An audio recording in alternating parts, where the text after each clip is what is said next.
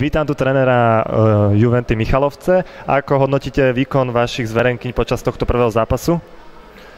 Tak bol to taký typický zápas. Prvej na turnaji sme sa dlhšie hľadali aj v obrane, aj v útoku.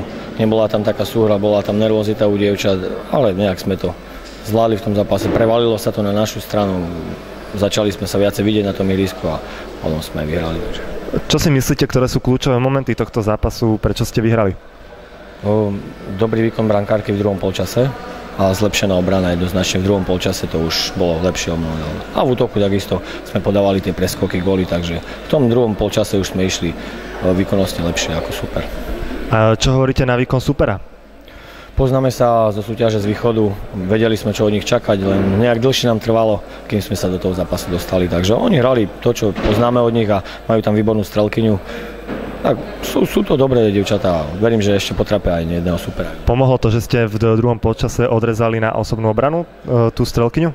Áno, neradi to robíme, že niekoho odpíšeme, ale naozaj ona bola vynikajúca, tak sme potrebovali, aby tie góly nedávala, aby sme vyhrali. No.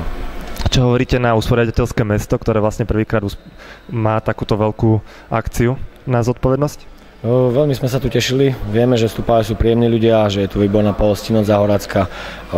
Zatiaľ je úplne všetko v pohode, nemáme žiadny problém, takže bodaj by to tak bolo až do konca. Ďakujem za rozhovor. Takže vítam tu hráčky Juventy Michalovce. Povedzte mi, ako ste spokojní so svojím prvým výkonom na tohtoročnom šampionáte? Bolo to dobré, ale prvý polčas bol taký trošku čudný. Nedarilo sa nám až tak, ale v druhom to už bolo lepšie. Pred zápasom sme mali trému, ale nakoniec nám to vyšlo, takže spokojná som. Áno, čo hovoríte na výkon súperov? No, mali veľmi dobrú strelkyňu, ale nedarilo sa jej až tak potom už a nejako sme to dotiahli do konca. Taký istý názor mám aj ja. A čo hovoríš na výkon vášho brankára? Výborný, lepšie sa nedalo.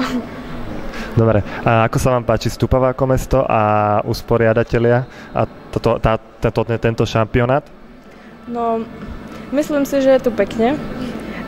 No, celkom dobre sa tu hrá, je tu príjemne a usporiadatelia sú v pohode. No, aj ubytovanie sme mali dobre, a aj dobre sa tu hrá, dobrá palubovka je, takže sa nešmyka, že dobre tu je. Čo hovoríte, v čom spočíva vaša sila ako kolektív alebo ako tímu? Vieme sa rozhodnúť správne v niektorých situáciách. Presne takisto. Taký istý názor mám na to aj ja. A čo chcete dosiahnuť? A aké sú vaše ambície na tomto šampionáte? Medailu. Medailu, jedno aké farby, ale hlavne nech bude medaila. Ďakujem vám za rozhovor.